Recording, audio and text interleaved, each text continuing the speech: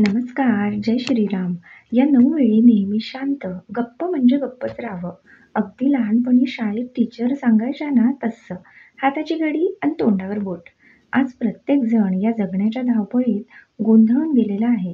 रोजचा ताण, चिडचिड, ढीगभर कामं आणि त्यात वेळ कमी. सगळं कसं इन्स्टंट पाहिजे. त्यामुळे चिडचिड वाढली आहे. आपण विनाकारण नको तिथे बोलत राहतो. त्यामुळे लोकं आपली चेष्टा करतात, खिल्ली उडवतात. म्हणून या 9 ठिकाणी नेहमी शांत राहा. या महत्त्वाच्या टिप्स शेवटपर्यंत नक्की बघा.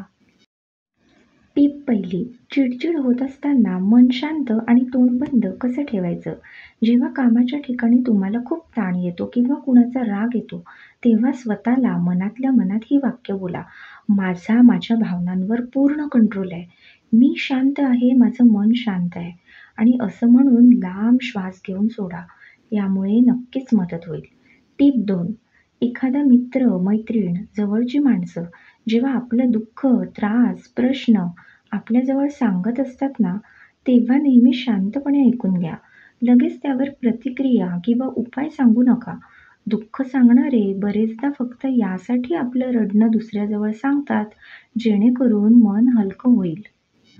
म्हणतात ना, दुःख वाटल्याने कमी होते आणि सुख वाटल्याने ते वाढते. टिप 3, जेव्हा एखाद्या गोष्टीची आपल्याला पूर्ण माहिती नसते, तेव्हा त्यावर बोलूच नये, शांत राहावे. तथ्य असल्याशिवाय विनाकारण बडबड केली, की लोकांना आपली खिल्ली उडवायला लगेच चान्स मिळतो.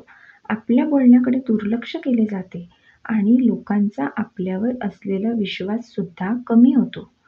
टिप 4, जेव्हा अगदी जिवलग माणूस आपल्यावर रागवतो, आपला अपमान करतो, तेव्हा अगदी शांत राहा. त्याच्या रागाचा टम्म भरलेला माठ फुटू द्या. जर तुम्ही बरोबर आहात ना, तर त्याची माफी मागायची काहीच गरज नाही. फक्त शांत राहा आणि योग्य वेळ येण्याची वाट बघा. तो स्वतःच तुमची माफी मागेल, अगदी मनापासून. टिप 5, दुसऱ्याच्या भांडणात कधीही बोलू नये. जेव्हा समोरची व्यक्ती मदत मागेल ना, तेव्हाच तिथे बोलण्यास जावं. विनाकारण दुसऱ्याच्या भांडणात बोलल्याने सगळ्यात जास्त नुकसान आणि अपमान आपलाच होतो. टिप नंबर 6, जेव्हा कोणी आपल्या भावना समजून घेत नाही, अश्रू येत असतील तरीही त्याकडे दुर्लक्ष करत असतील, आपलं दुःख, त्रास ज्यांना समजतच नाही किंवा त्यांना समजत असूनही उमजून घ्यावंसं वाटत नाही, अशा निष्ठुर लोकांपुढे कधीही बोलू नका. आपल्या भावनांचं पुस्तक अशा लोकांसमोर कधीच उघडू नका. टिप 7, जिथे आपण भांबावून जातो, गोंधळतो, अशा वेळी अजिबात बोलू नये. कारण अशा गोंधळात कधी-कधी आपण नको ते अपशब्द बोलून बसतो. म्हणून अशा गोंधळलेल्या वेळीही शांत राहणं योग्य. टिप 8, जेव्हा कुणी शिव्या देत असतील, हाणामारी, तोडफोड करणे इतपत रागात असतील ना, तेव्हा अगदी हाताची घडी आणि तोंडावर बोट ठेवून बसावं. अगदी शांत राहावं. कारण अशी धुमाकूळ घालणारी व्यक्ती त्या अवस्थेत कधीही ऐकून घेण्याच्या स्थितीत नसते. म्हणून अशा ठिकाणीही एकदम शांत राहा. काहीही प्रतिक्रिया देऊ नका.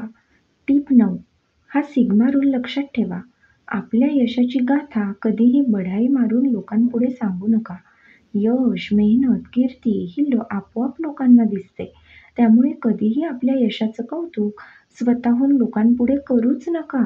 अगदी गप्प राहा, शांत राहा. बरेचदा लोकांची नजर आपल्या सुखाला आणि यशाला लागते.